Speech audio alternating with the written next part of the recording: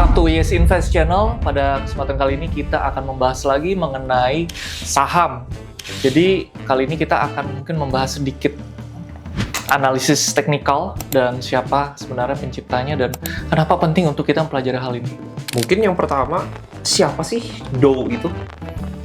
Ya, jadi Dow itu sebenarnya adalah pendiri dari Dow teori ini sendiri, gitu ya. Dia juga orang yang mendirikan, kalau kalian tahu, indeks Amerika Serikat, Dow Jones Index, ya, beliau yang mendirikan, dan beliau juga adalah seorang jurnalis, itu ya, wartawan, penulis berita, yang dimana dia membuat suatu formula terhadap suatu pergerakan harga saham. Dengan munculnya Dow teori ini, dengan adanya 6 prinsip, kita bisa mengetahui tendensi pergerakan harga saham ke depan. Nah, ada beberapa prinsip yang perlu trader dan investor sebenarnya ketahui nih. Yang pertama kok prinsip the market discount everything. Boleh jelasin kok itu maksudnya apa ya? Ya, the market price atau market discount everything gitu. Jadi kita melihat sebenarnya sebuah harga secara mudahnya itu sudah merefleksikan dari kejadian aslinya. Contoh, harga saham naik. Pasti secara fakta laporan keuangan atau kinerjanya baik. Sebenarnya kayak gitu. Nah, kalau harga sahamnya turun, enggak, biasanya laporan keuangannya pasti turun. Dan prinsip yang perlu kalian pegang adalah harga itu pasti mendahului daripada berita. Ya, makanya ini berhubungan sama pendirinya nih, ya, atau penciptanya si Charles Dow. Karena dia melihat saham itu bergerak dari sisi sifatnya looking forward looking, ya. Jadi biasanya insider trading, ya, sebenarnya ini kan dilarang. Tetapi pada prinsip atau faktanya ini masih sering terjadi. Ketika harga saham sudah naik, berita itu baru muncul yang ini terindikasi bahwa saham ini sedang digoreng, begitu. Ya, dari sisi mungkin si owner pemilik usahanya. Jadi apapun yang terjadi, fakta yang terjadi baik global, geopolitik gitu ya, kebijakan moneter fiskal itu sebenarnya udah terjadi di dalam pergerakan harga saham. Oke, kemudian prinsip yang kedua kok the market has three trends. Itu maksudnya apa ya? Di dalam prinsip yang kedua kita mengenal 3 tren, yaitu ada primary, secondary, dan juga minor. Fotonya kalian bisa lihat di sini. Jadi primary ini adalah sebuah arah atau tendensi daripada air laut tersebut. Nah, ombak adalah secondary trend. Kalian bisa lihat. Lalu untuk minor trendnya itu adalah riak-riak kecilnya. Jadi di dalam tren naik, tren turun, pasti market memiliki 3 tren ini. Nah, bagaimana caranya trader aja memanfaatkan riak-riak atau tendensi harga tergantung dari time frame kalian mau trading atau mau investasi di time horizon berapa lama atau di jangka waktu mungkin harian, scalping ya, atau kita bisa katakan mungkin sampai cap berapa menit, atau kalian mau untuk follow the trend. Biasanya kita lihat di time frame mingguannya. Kemudian prinsip yang ketiga kok primary trend has 3 phases. Nah, ini sebenarnya perlu kita tegaskan juga. Ini prinsip yang tidak kalah penting. Kenapa? Karena 3 fase itu ada yang namanya akumulasi, partisipasi, dan distribusi. Nah, akumulasi itu adalah fase ketika harga saham itu mengalami stagnan atau diakumulasi atau dicicil beli oleh yang namanya market maker. Kalau kita bicara bandar mungkin terlalu vulgar. Itu jadi banyak orang-orang yang punya dana besar dia mengumpulkan dalam fase akumulasi, baru ketika harga sahamnya naik, nah ini indikasi digoreng ya kan, muncul berita-berita bagus. Biasanya investor retail itu adalah investor individu ya, kita perorangan yang duit-duitnya kecil ini mulai FOMO. Harganya ditarik naik. Nah, pada saat fase distribusi, biasanya market maker atau big money, big player itu mulai jualan. Tapi beritanya belum buruk gitu ya yang keluar. Baru ketika harganya dihantam turun gitu ya, baru berita buruk keluar. Nah, di sini investor kita retail atau perorangan atau individu ini mulai panic selling dan akhirnya harga sahamnya jeblok. Nah, saham sebenarnya bergerak di dalam fase itu aja, asalkan kita tahu bagaimana cara memanfaatkan akumulasi, apakah harus cicil beli, bagaimana kita memanfaatkan partisipasi, apakah kita bisa buy on breakout, atau kita bisa let's say memanfaatkan trading ketika fase distribusi. Ya kan harga ketika distribusi kalian bisa lihat dia bisa cenderung stagnan aja begini. Kalian bisa manfaatkan volatilitas ini. Tetapi kalau harga sahamnya udah benar-benar dibanting, ya udah kalian better exit dan cari saham yang lain. Kemudian prinsip yang keempat dari Charles Dow itu adalah the indices must confirm each other. Nah, itu maksudnya gimana? Ya, jadi maksudnya dari teori keempat ini adalah ketika kita melihat satu sektor naik, let's say sektor perbankan naik, ya kredit KPR tumbuh, kita harus melihat apakah sektor propertinya naik juga atau enggak. Nah, kalau sektor propertinya naik, terkonfirmasi, artinya ketika properti lagi masif dibangun, oke, semen berarti harus naik juga dong. Artinya semen, properti, dan perbankan harus naik berbarengan, meskipun nggak exactly dalam waktu yang sama, tapi biasanya mereka semua ini harus terkonfirmasi mengalami tren yang sama. Kita bicara tren di tempat tadi.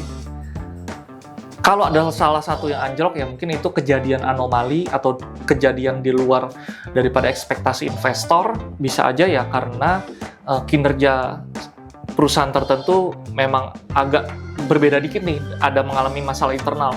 Tapi kalau secara sektor atau industri keseluruhan, sektor semen harus diikuti oleh sektor properti karena permintaan semen yang tinggi, karena masifnya pembangunan, dan harus diikuti oleh sektor perbankan karena kredit perbankan naik yang akan menambahkan profit daripada perbankan. Nah, kita bisa mencuri momen-momen ini dan bisa melakukan sektor rotation di dalam melakukan pembelian saham. Kemudian kok prinsip yang kelima adalah the volume must confirm the trend.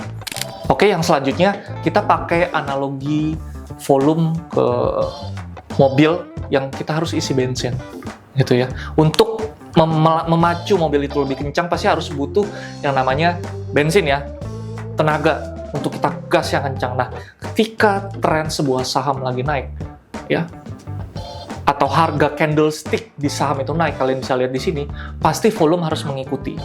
Kalau harganya naik, tapi volumenya makin kecil, hati-hati, harga akan berpotensi untuk turun.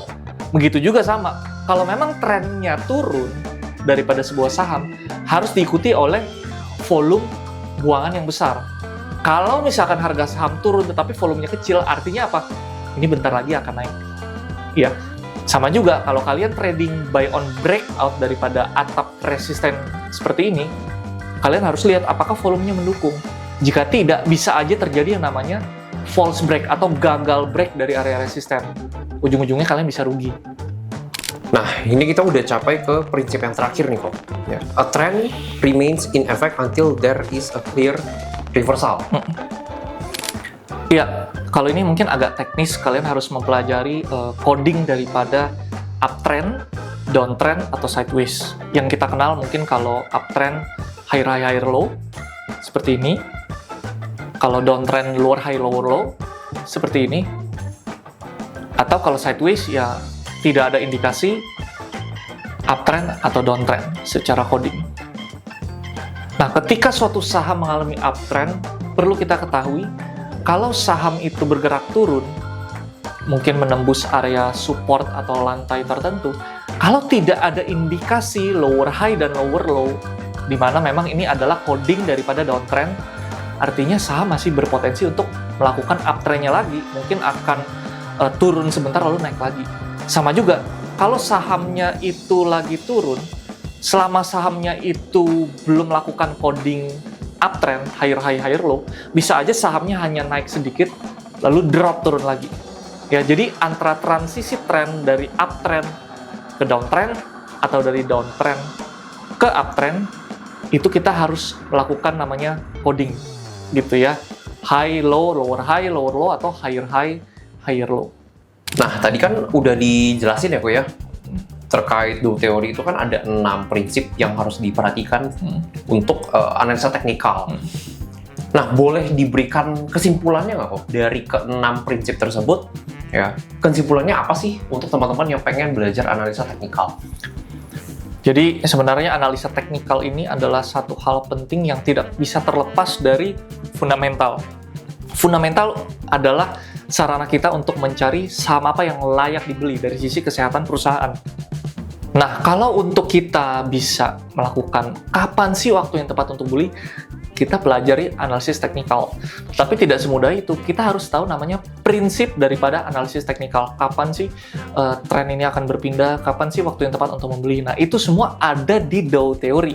Jadi siapapun investornya, siapapun tradernya, siapapun scalpernya, Dow teori perlu kita tahu. Meskipun kalian mungkin anti dengan analisis teknikal. Tapi do teori harus kalian tahu karena 6 prinsip ini akan membawa kalian ke dalam keselamatan dalam pembelian saham. Gitu ya, percuma kalian investasi, kalian trading, kalian nunggu 1 tahun tapi sahamnya nggak naik-naik, sedangkan 1 tahun kemudian sahamnya udah terkonfirmasi downtrend. Buat apa kalian beli terus, uang kalian habis? Ya, ada baiknya kalian tahu do teori ketika sahamnya mau transisi baru naik. Nah, di baru naiknya ini kalian baru entry. Dan mungkin seminggu 2 minggu kemudian harga sahamnya naik. Nah, ini kan nggak wasting time gitu ya. Jadi, pelajarilah analisis teknikal dimulai dari do teori. Apapun pendekatan analisis yang kalian percayai. Kok kalau di komunitas Yes Invest bisa belajar analisa teknikal nggak sih? Oh, justru pendekatan ini kita ajarkan dari basic banget sampai advance untuk pendekatan teknikal. Jadi di dalam komunitas yang gue buat, yang gue bangun, ada di grup eksklusif juga, baik yang free juga pun ada. Kita bisa belajar sama-sama dan saling sharing teknik dan pendekatan kalau kita cuan sesuatu dari suatu saham misalkan. Jadi kita nggak memberikan outlook aja tanpa ada pertanggungjawaban yang jelas, tetapi di sini kita memberikan edukasi, gambaran, insight, research yang ada di komunitas kita. Oke, itu aja episode kita di kali ini yang membahas detail tentang do teori. Jika kalian suka dengan video ini, silakan like, komen, dan subscribe. Sebarkan ke yang lain supaya yang lain bisa mendapatkan manfaat dan juga notifikasinya bisa masuk ke investor dan trader yang membutuhkan edukasi dan sharing seperti ini. Sampai jumpa di episode selanjutnya.